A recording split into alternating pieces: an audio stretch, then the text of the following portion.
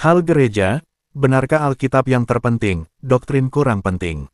Sebenarnya definisi gereja tidak hanya umat Allah yang percaya kepadanya.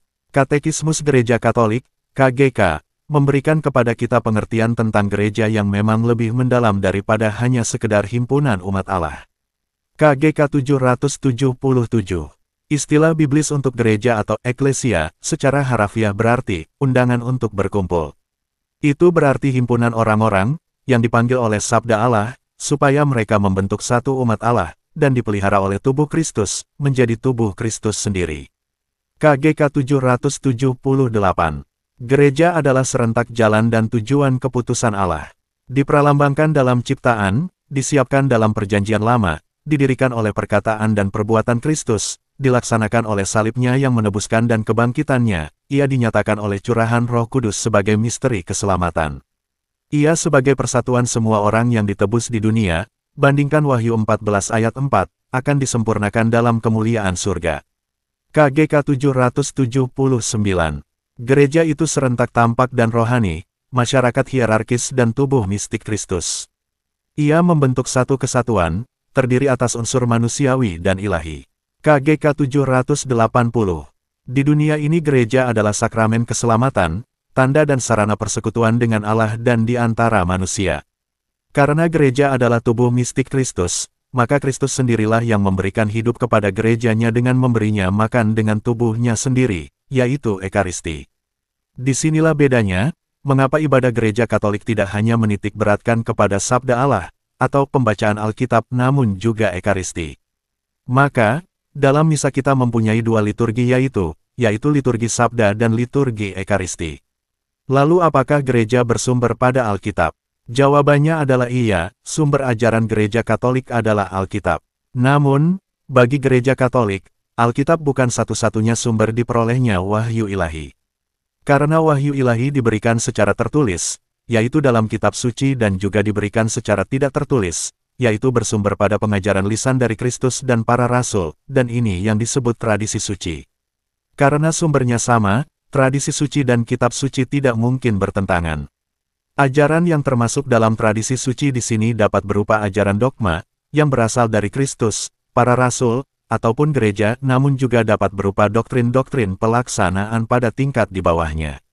Walaupun bukan dogma, doktrin tentang iman dan moral yang dikeluarkan oleh pihak magisterium gereja secara definitif, tetaplah tidak dapat kita katakan hanya ajaran buatan manusia, sebab sumbernya tetap dari Kristus sendiri, dan karenanya tidak mungkin bertentangan dengan kitab suci.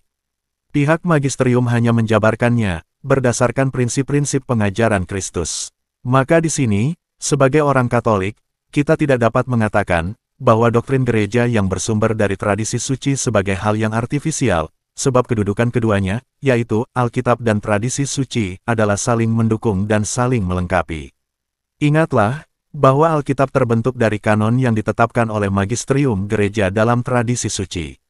Di kitab suci sendiri tertulis, bahwa yang menjadi tiang penopang dan dasar kebenaran adalah gereja atau jemaat. Lihat 1 Timotius 3 ayat 15, maka kita tidak boleh mengecilkan peran gereja seolah-olah gereja ada di bawah kitab suci. Kita justru harus melihatnya sebagai yang utama, karena fakta menunjukkan, bahwa kitab suci terbentuk karena gereja. Sebelum terbentuk kitab suci, yaitu, dari abad 1-4 gereja sudah ada terlebih dahulu, dan itu suatu bukti, bahwa agama Kristiani bukan agama yang tergantung semata-mata pada buku atau kitab, tetapi justru kepada iman yang hidup di dalam jemaat atau gereja. Pada akhir nanti, tujuan hidup kita yang terakhir pun adalah persatuan dengan Tuhan, yang secara definitif dalam KGK 778 dan 780 disebut sebagai gereja. Lalu apakah kita satu keluarga kudus dengan sesama pengikut Kristus? Jawabnya, iya, benar, seharusnya memang kita merupakan satu keluarga kudus, sebagai pengikut Kristus. Hal persatuan ini memang merupakan doa Yesus sendiri sebelum sengsara dan wafatnya, dan bukan untuk mereka ini saja aku berdoa, tetapi juga untuk orang-orang yang percaya kepadaku oleh pemberitaan mereka, supaya mereka semua menjadi satu, sama seperti Engkau, ya Bapa, di dalam aku dan aku di dalam Engkau, agar mereka juga di dalam kita, supaya dunia percaya, bahwa Engkaulah yang telah mengutus aku. Yohanes 17 ayat 20-21. Namun harus diakui, bahwa persatuan dalam keluarga itu tidak sepenuhnya terwujud secara sempurna, karena terdapat perbedaan-perbedaan doktrin di antara gereja Katolik dan komunitas-komunitas gerejawi non-Katolik. Hal yang paling prinsip adalah, komunitas-komunitas Protestan tidak mengakui Ekaristi, yang justru menjadi sumber dan puncak spiritualitas Kristiani seperti yang diajarkan oleh gereja Katolik, yang sesungguhnya sangat jelas diajarkan Yesus sendiri dalam perjamuan terakhir dan dalam Injil Yohanes 6. Marilah kita berdoa untuk persatuan gereja sebagai tubuh mistik Kristus, seperti yang diinginkan oleh Tuhan Yesus Kristus.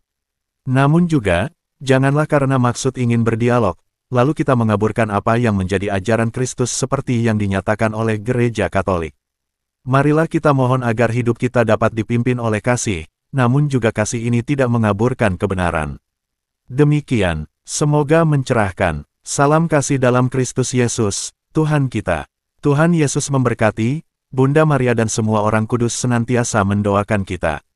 Amin. Terima kasih.